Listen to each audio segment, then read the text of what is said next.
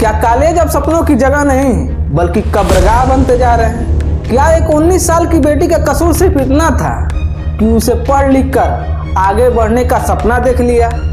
क्या रैगिंग के नाम पर हैवानियत, चुप रहने की धमकी और सिस्टम की चुप्पी मिलकर किसी की जान ले सकती हैं? और अगर हाँ, तो क्या इस सिस्टम को कौन कटघरे में खड़ा करेगा? हम, आप या फिर कोई और? सोचिए, वो सिर्फ 19 साल की थी। अपने माँ बाप का सहारा, उनका गर्व, उनका भविष्य। घर से निकलते वक्त माँ ने कहा होगा, बेटी पढ़कर अफसर बनना, हमारा नाम रोशन करना। लेकिन बेटी को क्या पता था कि कॉलेज के गेट के उस पार क्लासरूम नहीं, मौत इंतजार कर रही है। आज माँ बाप के हाथ में उसकी डिग्री नहीं, उसकी तस्वीर है। आज घर में किताबें नहीं खुल रही, तस्वीर के आगे दिया जल रहा है। और सवाल यह है कि आखिर क्यों? हिमाचल प्रदेश का एक शहर धर्मशाला है, जहां एक सरकारी कॉलेज है। एक सेकेंड ईयर की छात्रा, उम्र 19 साल। और अब जो आरोप सामने आए हैं वो रोंगटे खड़े करने वाले हैं। परिवार का आरोप है कि कुछ छात्राओं द्वारा रैगिंग, मारपीट, धमकियां, मानसिक प्रताड़ना और एक प्रोफेसर द्वारा यौन उत्पीड़न के आरोप भी लगाए हैं। इस सभी के कारण बेटी का हालत बिगड़ती चली गई और 26 दिसंबर को अस्पताल में उसकी मौत हो गई।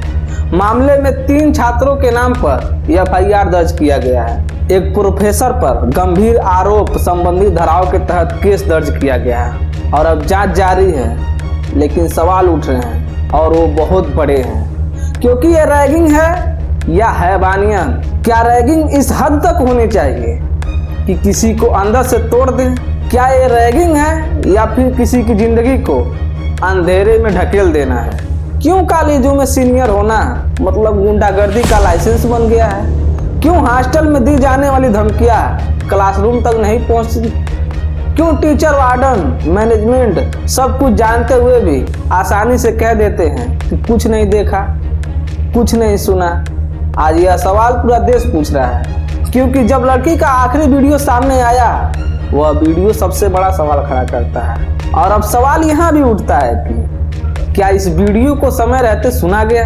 क्या यह वीडियो कॉलेज प्रशासन तक पहुँचा? क्या किसी ने उसे बचाने की कोशिश की? अगर नहीं तो फिर दोषी कौन है? कॉलेज प्रशासन का रवैया सबसे बड़ा घाव है। कॉलेज प्रशासन कहता है वो फेल हो गई थी, उसने शिकायत नहीं की थी, यानी बस इतना बताकर बात खत्म कर दिया गया। एक बच्चे डर के कारण अगर शिकायत न करे तो क्या उसका दर्द झूठा हो जाता है? क्या शिकायत न करने का मतलब सब कुछ सही होता है? क्या कॉलेज प्रशासन का काम सिर्फ फीस लेना है या छात्रों की सुरक्षा करना भी है? अगर कॉलेज में पढ़ते पढ़ते कोई बच्चा टूट जाए तो क्या प्रिंसिपल की कोई जिम्मेदारी नहीं बनती?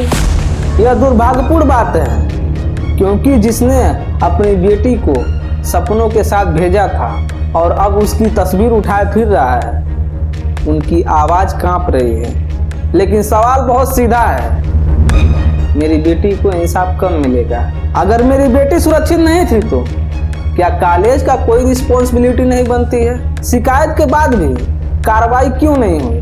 क्या सरकार सिर्फ पोस्टर बनाएगी, रैगिंग बंद करो बेटी बचाओ, या सच में बेटी बचाएगी? पुलिस केस दर्ज की है, धाराएं लगाई, जांच चल रही है, लेकिन फिर भी सवाल खत्म नहीं होते। आज मैं आपसे पूछ रहा हूँ, क्या वरिष्ठ छात्रा होने का मतलब किसी नए छात्र के साथ रैगिंग करना है, उसका अपमान करना है?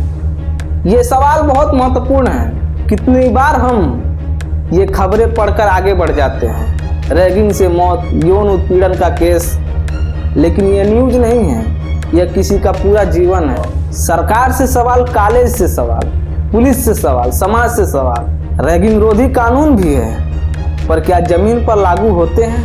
एंटी रैगिंग कमेटी क्यों सिर्फ कागजों में होती है? हर जगह लिखा होता है speak up, break the silence, लेकिन आज फिर एक माँ की गोदी सुनी पड़ गई। एक बाप ने अपना कलेजा पत्थर करके अपनी बेटी का शव देखा, और इसीलिए हम बार बार सवाल उठा रहे हैं। वो सिर्फ 19 साल की थी, उसने किसी की हत्या नहीं की थी, किसी का पैसा नहीं लूटा था, किसी को धोखा नहीं दिया था। उसने बस इतना किया कि वो पढ़ना चाहती थी। आज उसकी माँ चुप है, उसके पिता टूट चुके हैं और समाज सवाल कर रहा है। क्या हमारी बेटियां कॉलेज जाने से भी डरे? क्या हॉस्टल अब सुरक्षित नहीं रहे? क्या हर शिकायत का जवाब मौत होगी? और अगर ऐसा है तो फिर हमें बताइए, हम अपने बच्चों को किसके भरोसे पढ़ने भेजें?